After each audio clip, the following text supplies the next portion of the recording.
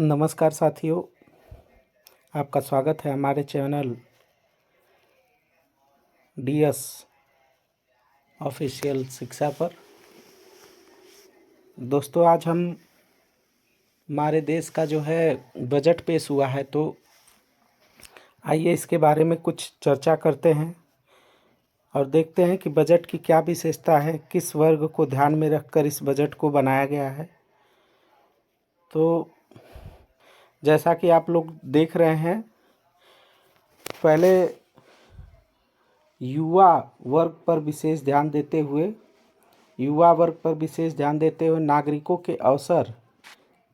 नागरिकों के लिए अवसर विकसित किए गए हैं।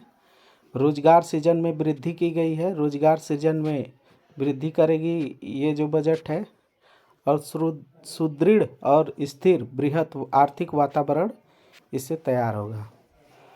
तो जैसा कि आप लोग देख रहे हैं, भारत में बेरोजगारी इस समय चरम सीमा पे है। युवा रोजगार के लिए दर बदर भटक रहे हैं, और इस पे अगर सरकार कुछ काम कर रही है तो ये अच्छी बात है, लेकिन इसे युवाओं को रोजगार मिलना भी चाहिए। केवल लिख देने से, कह देने से नहीं कुछ होगा, और रोजगार सृजन की वृद्धि अति आवश्यक है, क्योंकि भारत में इस समय सबसे बड़ी जनसंख्या जो है युवाओं की है। युवाओं का देश है भारत इस समय, और अगर युवाओं को रोजगार नहीं मिला तो ये काफ़ी दिक्कत पैदा कर सकता है।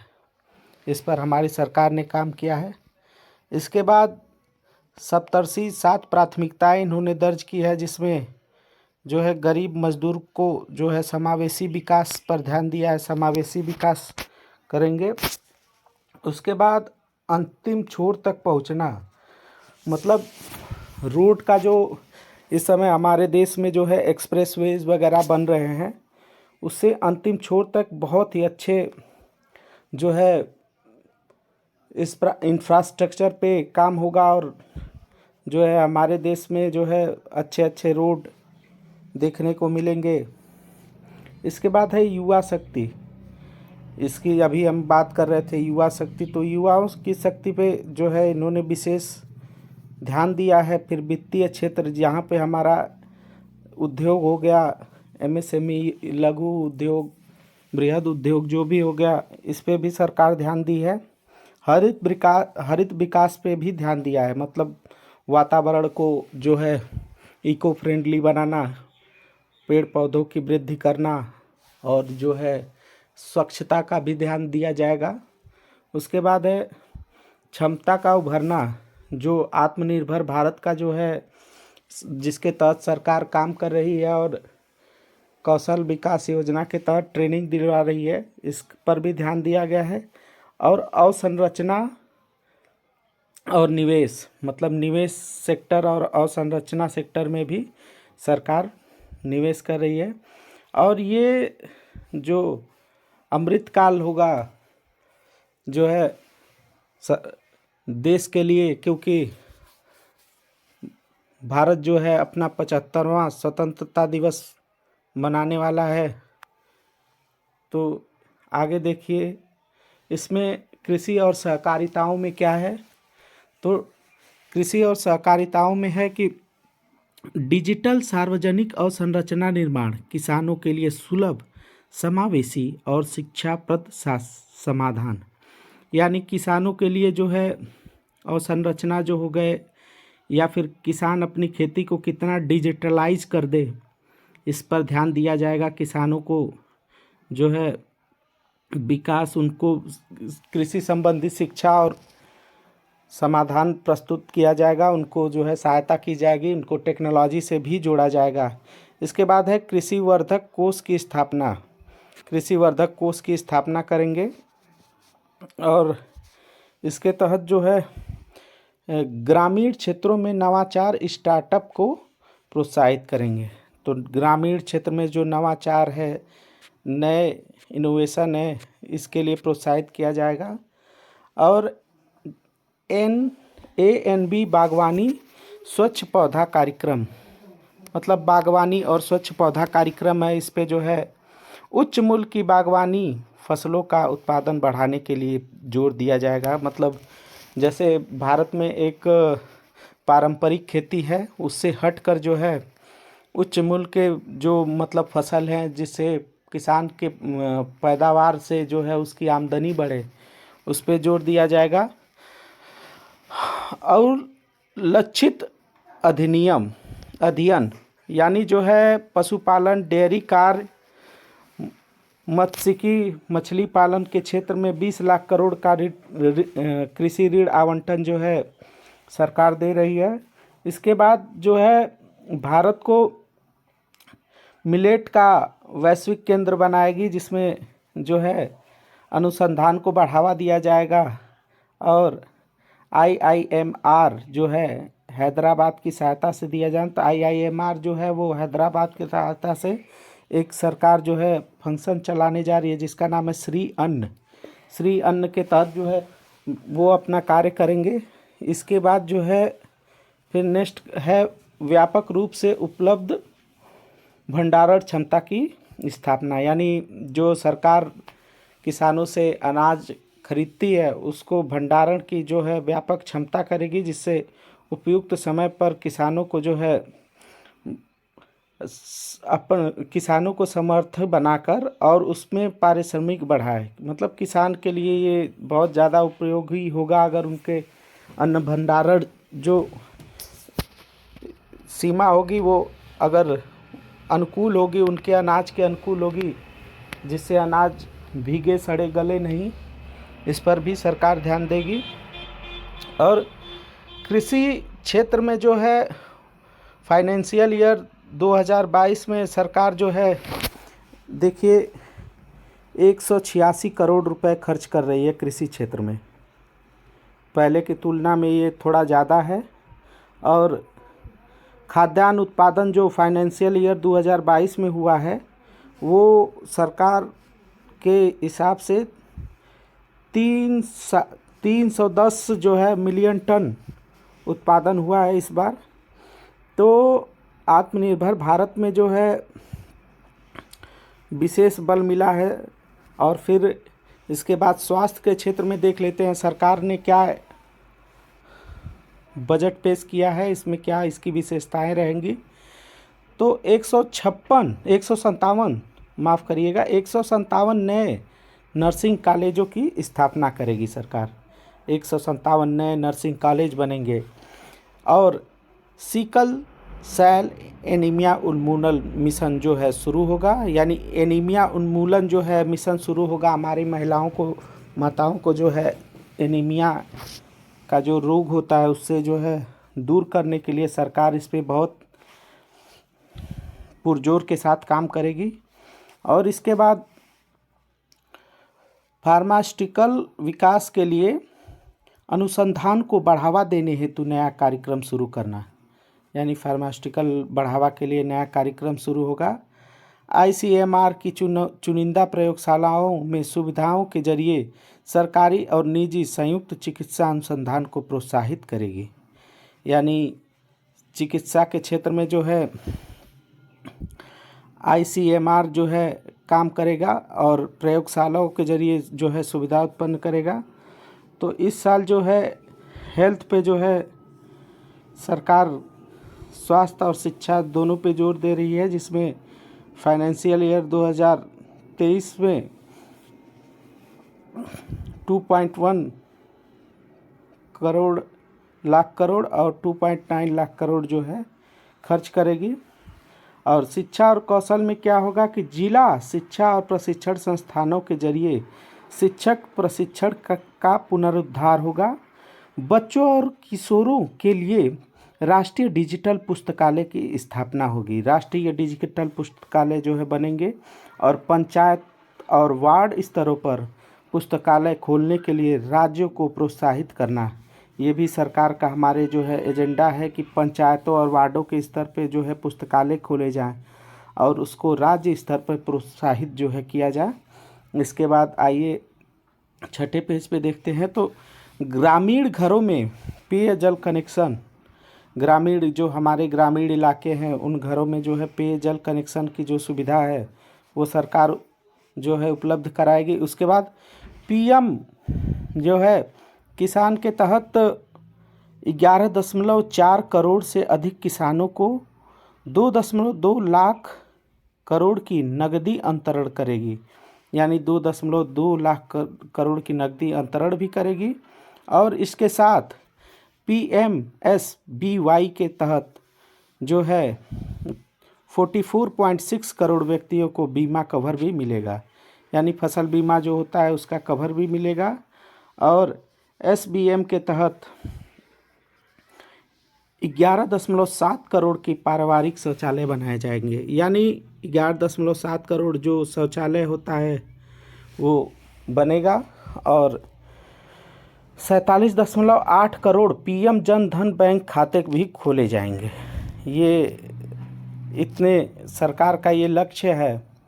और उज्ज्वला योजना के तहत ये जो है 9.6 करोड़ LPG कनेक्शन जो है सरकार ने दिए हैं। और 102 करोड़ व्यक्तियों के लिए 220 करोड़ टीके लगाए जा चुके हैं। तो ग्रामीण क्षेत्रों में 9 करोड़ पेयजल, 11.4 करोड़ किसानों के लिए नकदी, 44 करोड़ व्यक्तियों के लिए बीमा कवर, 11.7 करोड़ व्यक्तियों के लिए पारिवारिक शौचालय, 47.8 करोड़ व्यक्तियों के जनधन खाते, और 102 करोड़ के जो है 102 करोड़ व्यक्तियों को 220 करोड़ कोविड टीका का जो है लग चुका है। अब इसमें क्या है, वृद्धि लोचदार बनी है, जिसमें फाइनेंशियल ईयर 2000 फर्स्ट सेमेस्टर में जो है 12 तक पहुंच गई है। और बेरोजगारी दर 7.5% है। इस समय भारत की बेरोजगारी दर 7.5% है। ये लॉकडाउन के दौरान काफ़ी ज़्यादा बढ़ गई थी और इस समय जो है कुछ सही स्तरों पे पहुंची है। और सही स्तरों पे क्या है, अभी बेरोजगारी पर्याप्त बनी हुई है, सरकार इस पे ध्यान भी दे रही है, जैसा कि सरकार के पहले पेज पे दिया गया है। और उसके बाद प्रधानमंत्री PVTG विकास मिशन शुरू करना, यानी जो है आदिवासी लोग हैं इनके विकास के लिए जो है सरकार मिशन शुरू करेगी। कर्नाटक के सूखा संभावित क्षेत्र में धारणीय सूक्ष्म सिंचाई हेतु वित्तीय सहायता, सिंचाई हेतु वित्तीय सहायता भी सरकार देगी। 740 एकलव्य आदर्श आवासीय स्कूल का भी अधिकाधिक शिक्षकों की भर्ती करेगी सरकार, यानी 740 जो है एकलव्य स्कूल खुलेंगे और उसमें जो है शिक्षकों की भर्ती होगी। इसके बाद प्राचीन पांडुलिपियों के डिजिटलीकरण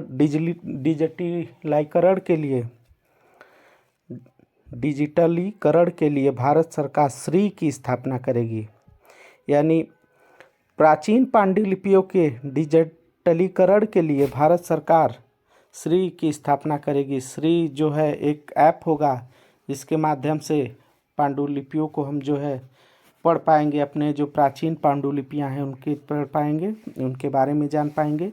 इसके बाद अवसंरचना क्या क्या है, तो अवसंरचना और निवेश में अवसंरचना के उत्पाद क्षमता में निवेश बढ़ाने के लिए प्रोत्साहित करेगी। तो अवसंरचना में जो है निवेश भी बढ़ेगा और विकास और रोजगार में वृद्धि, विकास और रोजगार में भी वृद्धि होगी। इसमें जो है अवसंरचना का विकास होगा तो सरकार कह रही है कि विकास होगा और रोजगार भी बढ़ेगा। पूंजीगत निवेश में परिव्यय 33.4 से बढ़ाकर 10 लाख करोड़ करने का जो है इसमें प्रावधान है। अवसंरचना निवेश को प्रोत्साहित करने के लिए राज्य सरकारों को 50 वर्ष तक ब्याज रहित ऋण जारी करेगी, यानी ब्याज रहित राज्य सरकारों को ऋण देगी सरकार। और रेलवे के लिए 2.4 लाख करोड़ के उच्चतम पूंजीगत परिव्यय पर भी ध्यान दिया जाएगा। इसके बाद क्या है कि पत्तनों, कोयला, इस्पात, उर्वरक क्षेत्र के लिए एंड टू एंड कनेक्टिविटी हेतु निर्दिष्ट 100 परिवहन अवसंरचना परियोजना जो है लागू होगी और UDF की स्थापना होगी जिसके द्वारा श्रेणी 2 और श्रेणी 3 के शहरों का सृजन किया जाएगा। तो सरकार श्रेणी 1 और श्रेणी 2 के शहरों का भी सृजन करेगी। इसके बाद जो है उपाय और संभावित परिणाम पर भी ध्यान दिया है सरकार ने। उपाय क्या है? भारत में एआई का निर्माण करना। एआई तकनीकी जो है जिसके तहत 3 शैक्षिक संस्थानों में विशेषाकृत एआई केंद्रों की स्थापना होगी। एआई इंटेलिजेंसी जो होती है उसके तहत जो हमारे कंप्यूटर, लैपटॉप और सारी उपकरण जो होते हैं एआई तरीके से काम करें। जिससे क्या फ़ायदा मिलेगा? कृषि, स्वास्थ्य और धारणीय शहरों में एआई आधारित समाधान होगा। यानी कृषि क्षेत्र में भी सरकार बढ़ावा देगी और शहरों में भी जो है समाधान मिलेगा। राष्ट्रीय डेटा नीति जो है शासन शुरू करेगी। राष्ट्रीय डेटा शासन नीति शुरू करना। इसमें स्टार्टअप और अकादमियों द्वारा अनुसंधान के लिए गुमनामी आंकड़ों तक पहुंच संभव बनाना। यानी स्टार्टअप को भी जो है बढ़ावा देगी सरकार। और विवाद में विश्वास, एमएसएमई के लिए लचीला संविदा निष्पादन, एमएसएमई को भी बढ़ावा दिया जाएगा। और कोविड अवधि के दौरान प्रभावित एमएसएमई को राहत दी जाएगी, जिसमें सूक्ष्म और लघु छोटे छोटे दुकानदार हो गए उनको जो है फ़ायदा मिलेगा।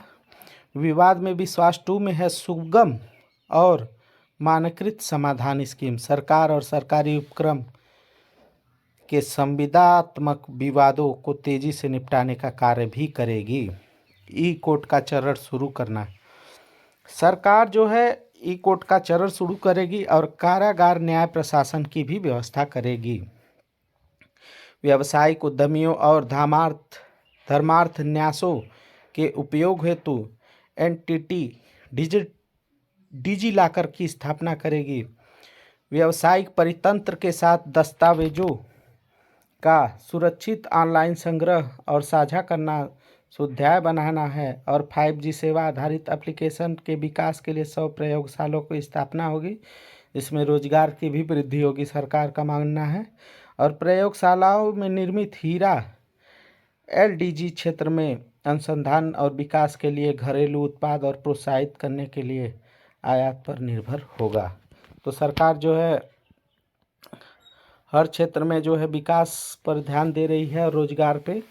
इसके बाद जो है सरकार की जो अगली योजना है हरित ऋण कार्यक्रम। इसके तहत संभागीय कार्यक्रमों को प्रोत्साहित करने के लिए ईपीए के तहत अधिसूचित करना और संभागीय परितंत्र तटरेखा के साथ साथ मेंध्यू पौधारोपण के लिए जो है शुरुआत करेगी। आर्द्र भूमियों के इष्टतम उपयोग के लिए अमृत धरोहर कार्यक्रम जो है शुरू होगा। अमृत धरोहर कार्यक्रम को शुरू किया जाएगा। और राज्यों संघ राज्य क्षेत्रों को वैकल्पिक उर्वरक के प्रयोग के लिए बढ़ावा दिया जाएगा। 500 अवशिष्ट से धन संयंत्र होगा। और जो है चक्रीय अर्थव्यवस्था को बढ़ावा देने के लिए गोबर-धन स्कीम के तहत कार्यक्रम स्थापित किए जाएंगे। यानी गोबर-धन स्कीम सरकार लाने जा रही है। किसानों की प्राकृतिक कृषि अपनाने में सहयोग देने के लिए 10,000 बायो इनपुट संसाधनों की स्थापना होगी। बैटरी ऊर्जा भंडारण की प्रणालियों को बढ़ावा दिया जाएगा।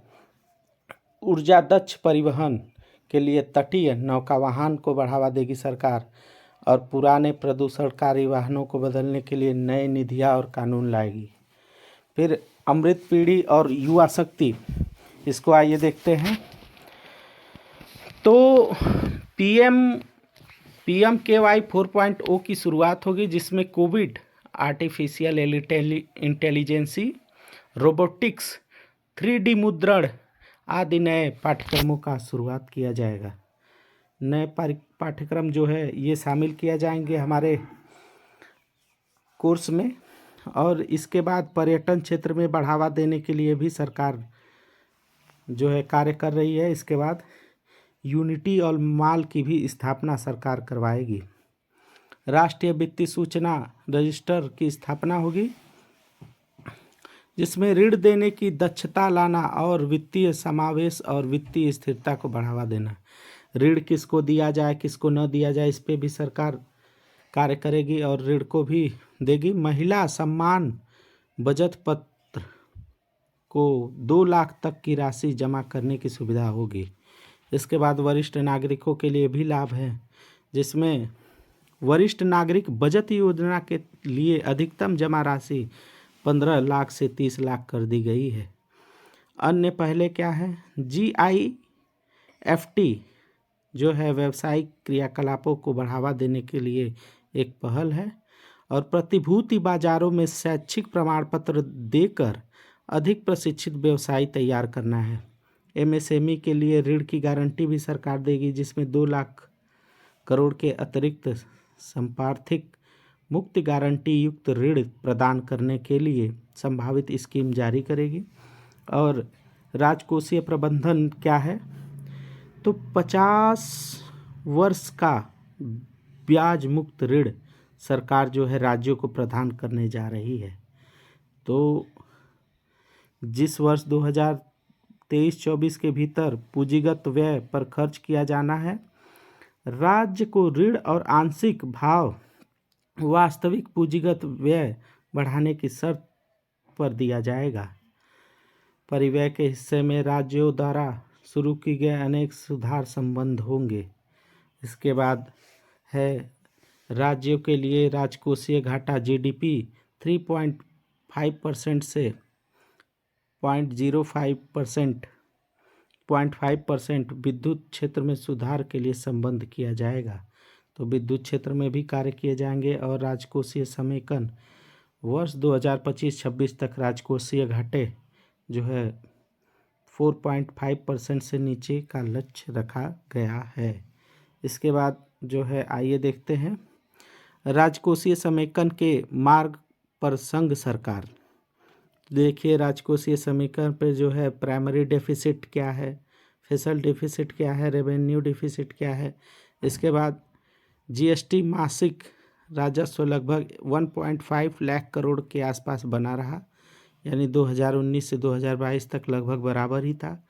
संघ सरकार का बढ़ता पूंजी व्यय, संघ सरकार का जो पूंजीगत व्यय है वो लगातार बढ़ता जा रहा है, इस समय 10 पॉइंट पे पहुंच गया है। और निम्न NPA के चलते बैंकों की सुधरती गुणवत्ता, यानी बैंकों की गुणवत्ता अब धीरे धीरे सरकार कह रही है सुधर रही है। और 9 महीनों के आयातों को कवर करने के लिए पर्याप्त विदेशी मुद्रा, तो 9 दिन के आयात को जो है पूरा करने के लिए सरकार के पास इस समय विदेशी मुद्रा जो है, विदेशी मुद्रा में बहुत ज़्यादा जो है गिरावट आई है। और थोक मूल्य से मेल खाते खुदरा मूल्य, यानी थोक मूल्य और जो है खुदरा मूल्य में बहुत ज़्यादा अंतर नहीं बचा है। सरकार ने देखिए लगभग दोनों बराबर की स्थिति में जा रहे हैं। इसके बाद आइए देखते हैं अप्रत्यक्ष करों के सरलीकरण के लिए लाभ जो है, तो अप्रत्यक्ष जो कर हैं उसको सरलीकरण के लिए लाभ जो है, तो उच्चतम निर्यात होगा, उच्चतम घरेलू निर्माण होगा, अर्थव्यवस्था में अधिक मूल्यवर्धन और हरित ऊर्जा और गतिशीलता को बढ़ावा देने के लिए सुधार किए जाएंगे। निम्नलिखित पर सीमा शुल्क में परिवर्तन है और उसके क्या लाभ हैं, इसमें बताया है कि किसमें सीमा शुल्क में परिवर्तन किया गया है, उससे क्या क्या लाभ हैं सरकार ने ये दर्शाया है। तो लिथियम आयन बैटरी विनिर्माण के लिए जो है पूंजीगत वस्तुओं का आयात होगा, इसमें पर्यावरण हितैषी परिवहन के लिए वृद्धि मिलेगी। मोबाइल कैमरा लेंसों का आयात होगा जिससे मूल्यवर्धन बढ़ेगा। डीनैचर्ड इथाइल एल्कोहल जो है उसे रासायनिक उद्योगों के लिए मंगाया जा रहा है। श्रिम्प आहार के उत्पादन के लिए मुख्य इनपुट अधिकाधिक समुद्री निर्यातों के लिए मंगाया जा रहा है। प्रयोगशालाओं में निर्मित हीरो के विनिर्माण के लिए बीज मंगाए जाएंगे जो निर्यात संवर्धन को बढ़ावा देगा। और कॉपर स्क्रैप की रियायती बुनियादी सीमा शुल्क जारी रहेगी जिससे MSME एवं कच्चे माल की उपलब्धता बढ़ेगी। मिश्रित रबर, प्राकृतिक रबर के बराबर लाने की कोशिश है, जिससे शुल्क अपवंचन को रोकने के लिए सरकार जो है बढ़ावा देगी। इसके बाद क्या है, अनुपालन के बोझ को कम करने एवं उद्यमशीलता की भावना को बढ़ाने के लिए नागरिकों को राहत प्रदान किया जाएगा। करदाताओं के पोर्टल पर 45% विवरणियों को 24 घंटे के भीतर संसाधित किया जाएगा। औसतन जो है संसाधन अवधि 8 वर्षों में 93 दिन से घटकर 16 दिन रह गई और इस साल 6.5 करोड़ से अधिक विवरणियों को संसाधित किया गया। तो देखिए, अब निजी आयकर को सरकार ने सरल बना दिया है। कितने सीमा तक छूट दी जाएगी, तो छूट की सीमा क्या क्या है। 3 लाख जो है जिनका जो है आय 3 लाख है, वो कोई भी ब्याज दर नहीं देना है। 3 से 6 लाख के लिए 5% ब्याज दर है और 6 से 9 लाख के लिए 10%, 9 से 12 के लिए 15, 12 से 15 के लिए 20% के लिए, 12 से 15 लाख के लिए 20% और 15 लाख से ऊपर लोगों के लिए 30% का जो है वार्षिक ब्याज जो है सरकार लेगी। इस पे नई व्यवस्था में आयकर छूट के लिए आय सीमा को 5 लाख से 7 लाख बढ़ाकर किया गया है। मतलब जो पहले 5 लाख सीमा था उसे 7 लाख कर दिया गया है। तो इसमें जो है करदाताओं को राहत मिली है जो भारत में कर अदायगी करते हैं। तो नई व्यवस्था के तहत 5 करोड़ से अधिक की आय पर उच्चतम अधिभार 37% से घटाकर 25% कर दिया गया है। यानी बड़े लोगों को सरकार जो है थोड़ा राहत दी है। इसके बाद वेतन भोगियों और पेंशन भोगी श्रेणी के करदाताओं के लिए मानक कटौती के लाभ नई कर व्यवस्था में भी जारी कर दिए गए हैं। यानी वेतन भोगी और पेंशन भोगी जो श्रेणी हैं, करदाताओं की श्रेणी के मानक कटौती के जो लाभ हैं वो भी जारी कर दिए गए हैं। गैर सरकारी वेतन भोगी कर्मचारियों के लिए सेवानिवृत्ति की पर छुट्टी नकदीकरण पर कर छूट की सीमा को बढ़ाकर 25 लाख कर दिया गया है। जो है गैर सरकारी जो वेतन भोगी है उनको जो है छूट दी गई है कर सीमा में। और इसके बाद जो है सरकार का MSME जो है उद्योग है उसको बढ़ाने के लिए सरकार जो है विकास कर रही है। फिर सहकारी समिति को जो है बढ़ाने के लिए सरकार जो है 2 लाख की उच्चतम सीमा पर जो है सहकारी समिति का भी विकास करेगी। स्टार्टअप को भी सरकार ने ध्यान में रखते हुए इंफ्रास्ट्रक्चर को विकसित करने के लिए कार्य कर रही है। और यौक्तिकीकरण के लिए सरकार ने केंद्र और राज्य के संविधि स्थित प्राधिकरणों, बोर्डों, आयोगों की आय को कुछ क्षेत्रों में आयकर छूट दिया है। तो जो है आयकर छूट भी मिला है। इसके बाद जो है रुपया कौन कहाँ कितना व्यय हो रहा है इसका भी विवरण पूरा दिया गया है, इसमें आप लोग देख सकते हैं। इसके बाद फिर कितना लाख करोड़ कहाँ खर्च हो रहा है इस पे ध्यान लेते हैं। तो रक्षा मंत्रालय के लिए सरकार ने 5.94 लाख करोड़ का जो है बजट आवंटित किया है। इसके बाद सड़क दूसरे नंबर का जो सबसे ज़्यादा है वो है सड़क और परिवहन एवं राजमार्ग, जिस पे 2.70 लाख करोड़ रुपए सरकार जो है आवंटित की है। रेल मंत्रालय के लिए 2.41 लाख करोड़, उपभोक्ता मामले, खाद्य एवं सार्वजनिक वितरण प्रणाली को बढ़ावा देने के लिए 2.06 लाख करोड़ और गृह मंत्रालय के लिए 1.96 लाख करोड़। रासायनिक उर्वरकों की मंत्रालय जो है उनके लिए 1.78 करोड़। ग्रामीण विकास के लिए जो है सरकार ने 1.60 करोड़।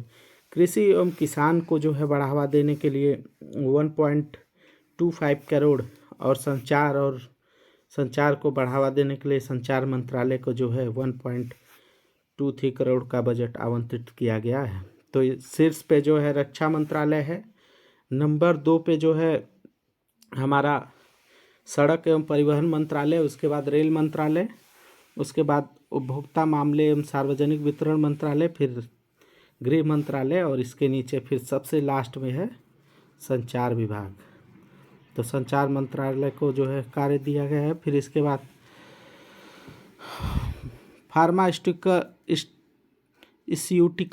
फार्मास्यूटिकल उद्योग का विकास जो है बढ़ावा देने के लिए जो है सरकार ने 1250 जो है खर्च किए हैं। तो ये देख लीजिए, एक इसमें जो है जल जीवन मिशन भी बढ़ावा दिया गया है। उसके बाद प्रधानमंत्री आवास योजना हो गया, एकलव्य मॉडल आधारित स्कूल हो गए, ईवी और त्वरित अंगीकरण का विनिर्माण हो गया, और पूर्वोत्तर विशिष्ट अवसंरचना के विकास पर भी सरकार का अत्यधिक जोर है।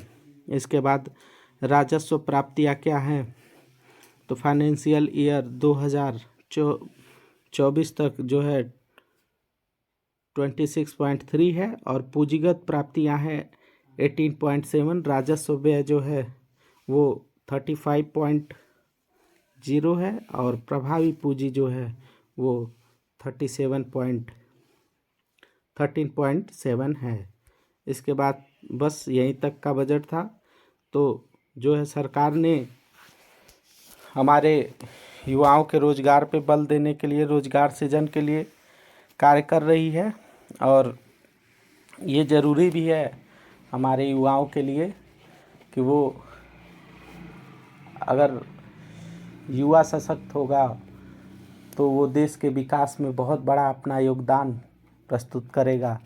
सशक्तिकरण के लिए चाहिए पूंजी, रोजगार, जो भारत सरकार देने के लिए कार्य कर रही है। और इसी के साथ जय हिंद, जय भारत, भारत माता की जय।